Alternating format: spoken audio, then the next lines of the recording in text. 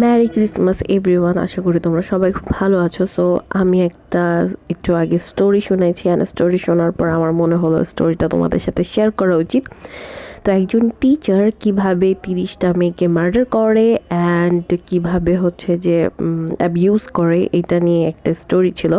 So আজকে আমি যে স্টোরিটা বলবো, এটা বেসিক্যালি ইন্ডিয়ার একজন সিরিয়াল কিলারের একটা স্টোরি, যে হচ্ছে যে অলমোস্ট 30টার উপরে মেয়েকে মার্ডার করে, অ্যান্ড কীভাবে সে ফাঁদটা পাতে সেটাই আমি তোমাদেরকে বলবো।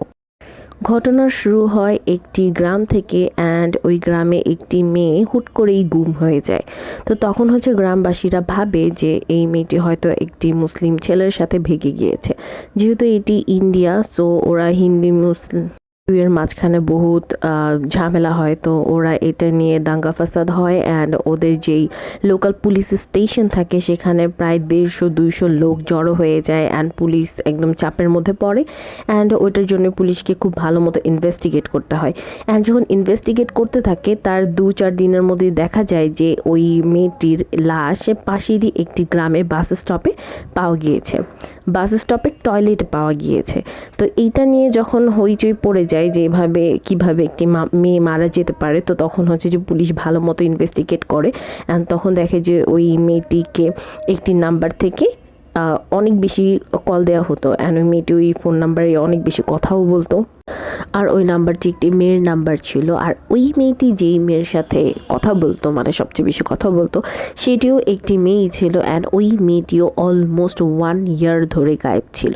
তো এভাবেই একটা একটা করে একদম একটা চেইন বেরিয়ে পড়ে 20 জন 30 জন মেয়ের, অ্যান্ড ওখান থেকে পুলিশ আস্তে আস্তে বুঝতে পারে যে অনেক বড় কিছু হতে যাচ্ছে।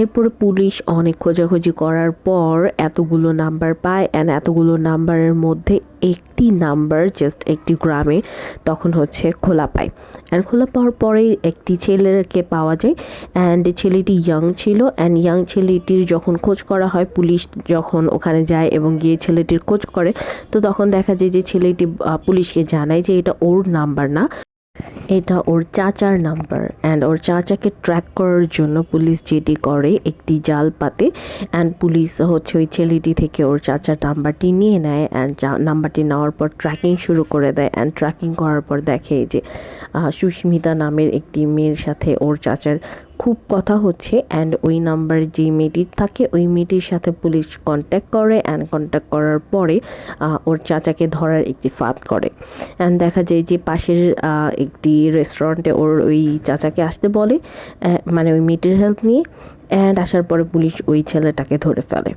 অ্যান্ড লোকটা এতটাই চালাক ছিল যে ওখান থেকে পালিয়ে যাওয়ার অনেক ট্রাই করে, বাট তারপরও পুলিশ যেন তেন করে ওই লোকটিকে ধরেই ফেলে, অ্যান্ড এরপরে ওই লোকটির একটা একটা করে গোপন তথ্য সব বের হতে থাকে।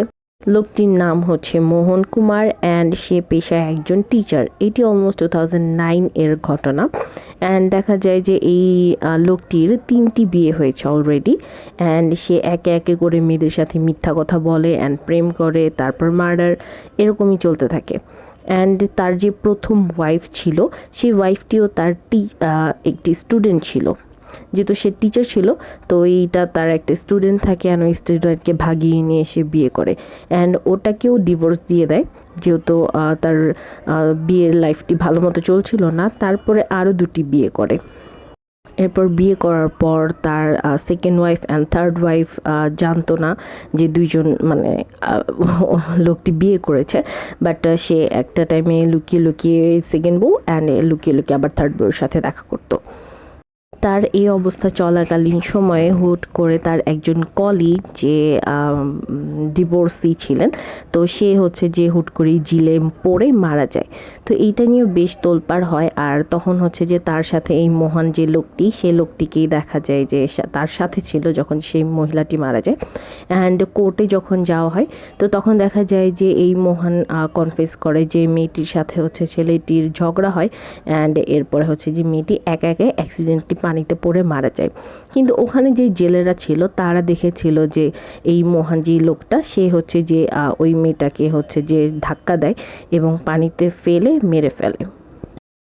অ্যান্ড এইটা কনফেস হওয়ার পর কোর্ট তাকে কিছু ইয়ার্সের জন্য হচ্ছে শাস্তি দেয়, যেহেতু এটা অ্যাক্সিডেন্ট সে বলে, অ্যান্ড ওভাবে অ্যাকসেপ্ট করা হয়। তারপরে হচ্ছে যে তাকে কিছু সময়ের জন্য শাস্তি দেওয়ার পর ছেড়ে দেওয়া হয়।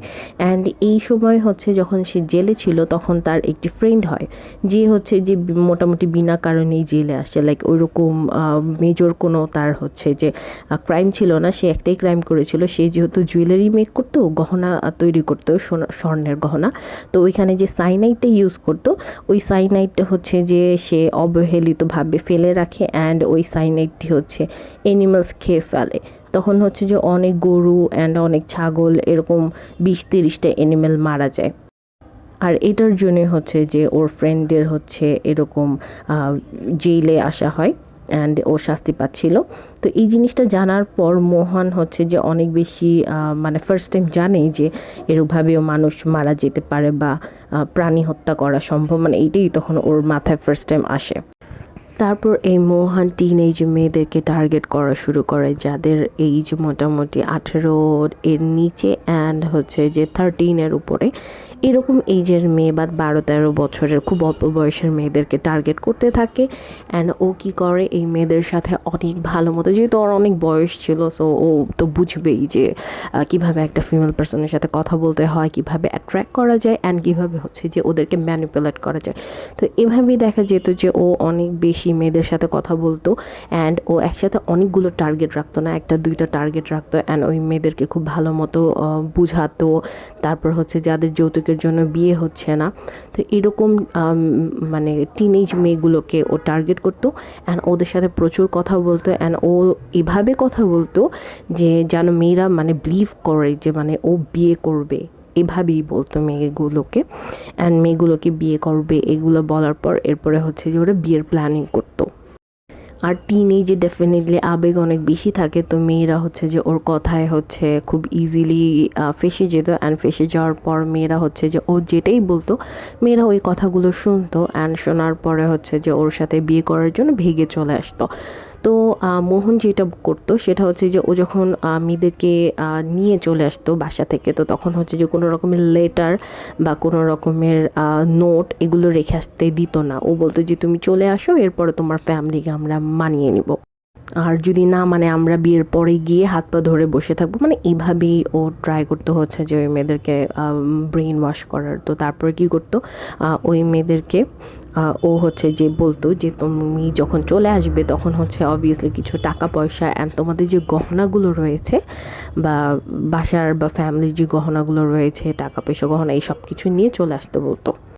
এরপর মেয়েরা যখন টাকা পয়সা গহনা সব কিছু নিয়ে চলে আসতো তখন ওরা হচ্ছে একটি হোটেলে উঠতো, ট্রাই করতো অনেক এক্সপেন্সিভ একটা হোটেলে ওঠার, অ্যান্ড ও এই টিম সবাইকে এইটা বলতো, অ্যান্ড ওর কখনো ফ্যামিলির পরিচয় দিত না। অ্যান্ড একটা মার্ডার করার পর ও ওই সিনটা ইউজ করে অন্য আরেকটি টার্গেট করতো। তো এভাবেই ও চালাচ্ছিল। তো মেয়েগুলোকে নিয়ে যেত, নিয়ে যাওয়ার পরে দেখা যেত যে সারাদিন এইখানে ওইখানে ওরা ঘোরাঘুরি করতো, এই করতো সে করতো, এইভাবে করতে করতে মোটামুটি রাত হয়ে যেত। অ্যান্ড রাত হবার পর বা বিকাল বা সন্ধ্যা এরকম হবার পর ও হচ্ছে যে বলতো যে আজকে তো আমাদের বিয়ে করা পসিবল না, তো চলো আমরা কালকে বিয়ে করব, মর্নিংয়ে বিয়ে করলে হচ্ছে যে ভালো, ওদের যেহেতু কাস্ট রিলেটেড যেই ইয়াগুলো রয়েছে তো ওগুলোই মেনে ওরা এইসব কথাগুলি বলতো। আর এখানে মোহন আরেকটা যে জিনিস খুব মানে খুব ভালো করতো সেটা হচ্ছে যে ও মেয়েদেরকে এইভাবে ট্রাস্ট করাতো যে ও ওই কাস্টেরই, অ্যান্ড হচ্ছে যে ও ওই কাস্টের সব কিছু জানে। তো ও যেহেতু টিচার ছিল, সো ও অনেক ব্রিলিয়েন্ট ছিল, তো ও এইভাবেই হচ্ছে যে মেয়েদেরকে খুব ইজিলি ট্রাস্ট করাতো, অ্যান্ড এইভাবেই মেয়েগুলোকে ইউজ করতো। এরপরে কি করতো, মেয়েদেরকে নিয়ে হচ্ছে বলতো যে যে আজকে আমরা রাতটা এখানে স্টে করি, অ্যান্ড নেক্সট ডে মর্নিংয়ে হচ্ছে যে আমরা বিয়ে করব। অ্যান্ড তখন হচ্ছে যে মেয়েগুলো যেহেতু অবভিয়াসলি ট্রাস্ট করে আসে, তো তারপর হচ্ছে যে মেয়েগুলোকে ওরা হচ্ছে যে যেহেতু আমরা নেক্সট ডে মর্নিং বিয়ে করব, তো এভাবে ভুলিয়ে ভালিয়ে মেয়েগুলোকে রাতে করা হতো। অ্যান্ড হচ্ছে যে মেয়েগুলোর থেকে যে টাকা পয়সা থাকতো ওই টাকা পয়সাগুলো ও রেখে দিত, তখন পর্যন্ত ও মেয়েদের সাথে অনেক গুড বিহেভিয়ার করতো। এরপরে হচ্ছে নেক্সট ডে যখন মর্নিং হতো তারপরে হচ্ছে একসাথে বের হয়ে যেত, অ্যান্ড একটা বাস স্টপে উঠতো, অ্যান্ড ওরা বাস স্টপ থেকে বাসে উঠতো, অ্যান্ড বাসে উঠে বলতো যে আমরা হচ্ছে এই গ্রামে মানে নেক্সট কোনো গ্রামে গিয়ে আমরা বিয়ে করব, তোমার ফ্যামিলি থেকে দূরে গিয়ে বিয়ে করব। অ্যান্ড বিয়ে করার কথা বলে ও হচ্ছে মেয়েদেরকে কোনো স্টপে নামাতো, বাস স্টপে নামাতো অ্যান্ড বলতো যেহেতু রাতের বেলা আমাদের এরকম এরকম হয়েছে, so you need to take a pill. And ও কী করতো, সেই পিলটার মধ্যে হচ্ছে সাইনাইড যেই ড্রাগটা ওর ফ্রেন্ডের থেকে জেনেছিল জেলে থাকাকালীন, তো ওই সাইনাইডটা হচ্ছে ওই পিলের সাথে মিক্স করে নিয়ে আসতো। অ্যান্ড মেয়েরা তো অবভিয়াসলি অল্প এইজে, তো ওরা খুব ইজিলি ওই ছেলেটাকে বিশ্বাস করে ফেলতো অ্যান্ড ওয়াশরুমে যেত। ওয়াশরুমে গিয়ে তো ওই মোহন যেটা করতো সেটা হচ্ছে যে মেয়েদেরকে বলে দিত যে এটা তোমাকে ওয়াশরুমে গিয়ে খেতে হবে, কাজ পিলটা খাওয়ার পর তোমার বমি আসতে পারে। তো মেয়েরা তো বোকার মতো অবভিয়াসলি যেত, যেহেতু ট্রাস্ট করে, তো ওখানে গিয়ে তারপর পিলটা খেত অ্যান্ড খাওয়ার পরে দেখা যেত যে কিছু সময়ের মধ্যে মেয়েটা ওখানেই মারা যেত। তো ব্যাপারটা দেখতে পিছন থেকে এরকম লাগতো যে মেয়েটা অ্যাকচুয়ালি ওয়াশরুমে গিয়ে সায়ানাইড খেয়ে সুইসাইড করে। তো এটা যেহেতু ওভাবে হচ্ছে যে পুলিশের কাছে কোনো করা হতো না, তো দেখা যেত যে পুলিশ এটাকে নর্মাল সুইসাইড কেস ভেবে এটাকে ক্লোজ করে দিত। হচ্ছে যে ও কি করতো, এরপর বের হয়ে আসতো কিছু সময় পর ওখান থেকে এসে হচ্ছে যে হোটেল ওরা ভাড়া নিয়েছিল ওই হোটেলেই দেখা যেত যে টাকা পয়সা পেমেন্ট করে মেয়েদের যে স্বর্ণ গয়নাগুলো রয়েছে ওই স্বর্ণ গয়নাগুলো ওরা ওখান থেকে নিয়ে ও চলে যেত। ও এখানে স্বর্ণ গয়নার ব্যাপারে যেটা আমি বলতে ভুলে গেছি সেটা হচ্ছে যে স্বর্ণ গয়নাগুলো যখন মেয়েরা নিয়ে আসতো অ্যান্ড বিয়েতে তো ডেফিনেটলি পড়তে হবে, তো ও বলতো কি যে স্বর্ণগুলো গয়নাগুলো পরবা, নিয়েও একটা হচ্ছে যে গ্রামে আসছি আমরা, তো এখান থেকে হারিয়ে যেতে পারে, এখানে অনেক চোর থাকে ডাকাত থাকে, তো এগুলো বলে মেয়েদেরকে ওই গহনাগুলো নিতে দিত না, ওই হোটেলের রুমেই রেখে চলে আসতো। তো তারপরে মেয়েদেরকে এভাবে মার্ডার করে ওই গহনাগুলো নিয়ে পালিয়ে যেত। অ্যান্ড এভাবে ও 30টা মার্ডার করে অ্যান্ড 30টা মার্ডার করার পর যখন হচ্ছে এরকম খুব হাইপড একটি ঘটনা ঘটে, তারপরে হচ্ছে গিয়ে ও ধরা খায়। আদারওয়াইজ মনে হয় এভাবে আরও অনেক মার্ডারও করতে থাকতো।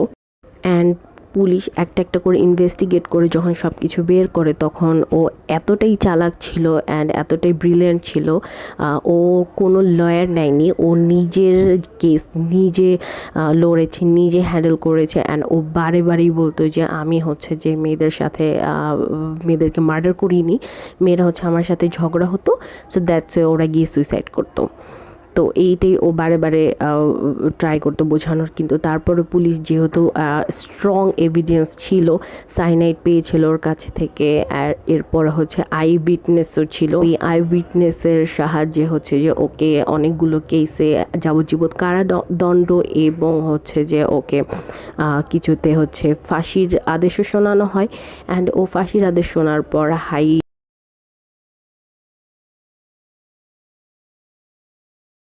হাইকোর্টে আপিল করে অ্যান্ড ও বারবারই বলে যে ও হচ্ছে মেয়েদেরকে মার্ডার করেনি, ওর সাথে মেয়েদের সম্পর্ক ছিল অ্যান্ড মেয়েরা হচ্ছে ওদেরকে বারে বারে হচ্ছে ফোর্স করে বিয়ে করার জন্য, অ্যান্ড ও যখন না করে দেয় তখন মেয়েরা হচ্ছে সাইনাইড খেয়ে নেয় অ্যান্ড আত্মহত্যা করে ফেলে। তারপর হাইকোর্ট ভালো মতো চেক করে অ্যান্ড এরপরে দেখে যে হচ্ছে কিছু কিছু কেস থেকে ওকে হচ্ছে যে রেহাই করে দেয়, কিছু কিছু কেসে ওকে যাবজ্জীবন দেয় অ্যান্ড যেগুলো মার্ডার কেস ছিল, মানে মার্ডার রায় ঘোষণা হয়েছিল, তো ওগুলো হচ্ছে যে মার্ডার রায় হচ্ছে যে ও ওইখান থেকে মুক্তি পায় অ্যান্ড ও জেলখানায় বসে বসে হাইলি ট্রাই করে যে কিভাবে হচ্ছে যে ও নিজেকে নির্দোষ প্রমাণ করবে অ্যান্ড ও লয়ের যত বইগুলো রয়েছে সেগুলো সে ওখানে বসে বসে স্টাডি করে অ্যান্ড কিভাবে আপিল করা যাবে সেগুলো নিয়েও সে কাজ করতে থাকে।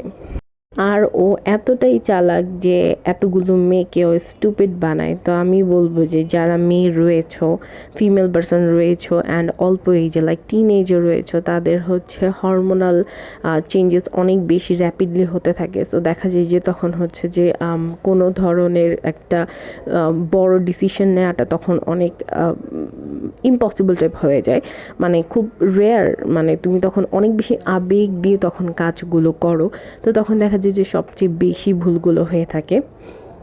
তো আমি বলবো যারা টিনেজে রয়েছো তারা ডেফিনেটলি ট্রাই করবে বড় কাউকে জিজ্ঞেস করে তারপর কোনো কিছু করার, অ্যান্ড ওইটা ছাড়াও ট্রাই করবে কাউকে এইভাবে অন্ধের মতো বিশ্বাস না করতে।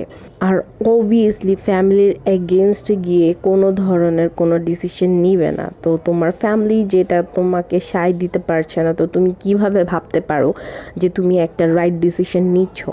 তোমার ফ্যামিলি কখনোই তোমার খারাপ চাইবে না। তো তুমি যদি দেখো যে তোমার ফ্যামিলি তোমাকে ওইটা না করছে বারে বারে, তো অবভিয়াসলি ওইখানে কিছু প্রবলেম রয়েছে, তার জন্যই তোমার ফ্যামিলি তোমাকে বারে বারে না করছে। If that was good for you, তো তোমার ফ্যামিলি কখনোই তোমাকে না করতো না। ডোন্ট থিঙ্ক টু মাচ, নিজেকে টাইম দাও, নিজেকে প্রায়োরিটি দাও, অ্যান্ড নিজের লাইফটাকে গড়ার ট্রাই করো, অ্যান্ড অবভিয়াসলি ট্রাই করবে লাইফে ভালো কিছু করার অ্যান্ড নিজের পায়ে দাঁড়ানোর, অ্যান্ড ফিনান্সিয়ালি ট্রাই করবে নিজে ইন্ডিপেন্ডেন্ট হওয়ার। কেউ তোমাকে খাওয়াবে পড়াবে এইসব জিনিসগুলো কখনো ভাববে না, কখনো কারোর উপর ডিপেন্ডেবল হওয়ার একদমই ট্রাই করবে না। ট্রাই করবে নিজের আর্নিং সোর্স নিজে মেক করতে। যেমন আমার ক্ষেত্রেই হয়েছিল, আমার ফ্যামিলি আমাকে কখনোই আমার বিজনেসের জন্য সাপোর্ট করেনি, বাট তারপর আমি লেগেছিলাম। আমি আমার বিজনেস, আমি আমার কন্টেন্ট ক্রিয়েশনের এই সাইটটি সবসময় ট্রাই করতে করতে করতে করতে এখন আমার ফ্যামিলি আমাকে কিছুই বলে না। তারা আমাকে অনেক অনেক অনেক বেশি সাপোর্ট করে, অ্যান্ড তারা অবভিয়াসলি ট্রাই করে আমি যেন লাইফে কিছু একটা হতে পারি। তারা সবসময় আমাকে এনকারেজ করে অ্যান্ড ট্রাই করে আমাকে বোঝানোর, আমার গুড সাইড ব্যাড সাইড, আমার ভালো আমার মন্দ, আমার সব কিছু আমার ফ্যামিলি আমাকে বোঝায়। আর আমার আম্মু অলওয়েজই চেয়েছিল আমরা সবাই সব ভাই বোন ভালো মতো স্টাডি করে অ্যান্ড নিজের পায়ে দাঁড়াই। আমি একজন ফিমেল পার্সন হওয়া সত্ত্বেও আম্মু কখনোই চায়নি যে আমি হচ্ছে কোনো কাজ করব না, কোনো চাকরি বাকরি করব না, অথবা হচ্ছে নিজের পায়ে দাঁড়াবো না। এটা আমার আম্মু কখনোই চায়নি। আমার আম্মু অলওয়েজই চাইতো যে আমি নিজের থেকে কিছু করি। অ্যান্ড এরপরেও দেখা গিয়েছে যে আমার রিলেটিভসরা আমাকে অনেক কিছু শোনাতো, অনেক কিছু বলতো, বাট ট্রাস্ট মি, আমার আম্মুর কারণে কারো একটু মানে সাহস হতো না যে আমাকে কিছু বলবে। আমার আম্মু আমার স্টাডি থেকে শুরু করে আমার সব ধরনের সাপোর্ট আম্মু আমাকে দিয়েছে, অ্যান্ড ওইটা ছাড়াও আমার পুরো ফ্যামিলিকে আম্মুই শক্ত করে ধরে রেখেছিল। এটা আই থিঙ্ক সবার ফ্যামিলিতে হয়ে থাকে। অ্যান্ড যারা মারা আমার ভিডিও দেখবেন, তো ডেফিনেটলি ট্রাই করবেন নিজের সন্তানদেরকে ফুল অন সাপোর্ট করার, অ্যান্ড যেভাবেই পারেন নিজের সন্তানকে সাপোর্ট করবেন, বোঝাবেন, ওদেরকে মারবেন না, না মেরে ওদেরকে ট্রাই করবেন বোঝানোর। অ্যান্ড যারা টিনেজ বাবুরা রয়েছে তারা ডেফিনেটলি ট্রাই করবে নিজের প্যারেন্টসের কথা শোনার, অ্যান্ড লাইফে একটি গোল রেখে ওই গোলটি কিভাবে অ্যাচিভ করবে সেই লক্ষ্যে কাজ করে যাওয়ার। ও হ্যাঁ, আমি আরেকটি কথা বলতে ভুলে গেছি, সেটা হচ্ছে যে জানুয়ারির লাস্টের দিকে আমি হচ্ছে আমার মেকআপ কোর্স শুরু করে দিব। অ্যান্ড তোমরা যারা যারা ইন্টারেস্টেড রয়েছো, তো আমি ওখান থেকে টপ 5 মেয়েকে হচ্ছে ফ্রি মেকআপ কোর্স দিব। অ্যান্ড যারা হচ্ছে অ্যাকচুয়ালি নিডেড, যাদের অ্যাকচুয়ালি প্রয়োজন রয়েছে, সেই মেয়েদেরকে আমি হচ্ছে মেকআপ কোর্সগুলো ফ্রি দিব। অ্যান্ড তোমরা যারা যারা মেকআপ কোর্স করতে চাও ডেফিনেটলি আমাকে কমেন্ট সেকশনে জানাতে পারো। আর যারা অলরেডি কিছু করছো তারা ডেফিনেটলি ট্রাই করবে সমাজের কল্যাণ করার, অ্যান্ড হচ্ছে যে একজন ফিমেল আরেকজন ফিমেলকে সাপোর্ট করার। অ্যান্ড তুমি যেটাই করো না কিসের জন্য, যতটাই সাকসেসফুল হও না কিসের জন্য, তোমার সাথে সাথে যেন আরও 5 জন 10 জন তোমার সাথে স্ট্যাবল হতে পারে, ফিনান্সিয়ালি দাঁড়াতে পারে। তো ওই সাইডটিতেও খেয়াল রেখে ট্রাই করবে নিজেকেও হেল্প করার অ্যান্ড অন্যজনকেও হেল্প করার। ট্রাই করবে ফ্রি তাদের জন্য কিছু করে দেওয়ার, অ্যান্ড মানে যতটুকু সাধ্যের মধ্যে পারা যায় তো অতটুকু তাদের জন্য হেল্প সাহায্য সহযোগিতা করে দিবে। অ্যান্ড এভাবেই যদি আমরা একজন আরেকজনের পাশে দাঁড়াই, তো তখন দেখা যাবে যে আমাদের সোসাইটিতে নারী নির্যাতন যে ব্যাপারগুলো রয়েছে সেগুলো একদমই থাকবে না।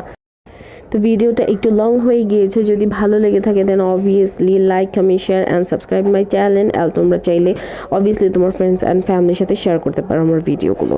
ও হ্যাঁ, পারফেক্ট একটি মেকআপ লুক পাওয়ার জন্য তোমাদের ডেফিনেটলি অনেক বেশি প্র্যাকটিস করতে হবে, অ্যান্ড ওইটিও তোমরা আমার ক্লাসে পেয়ে যাবে।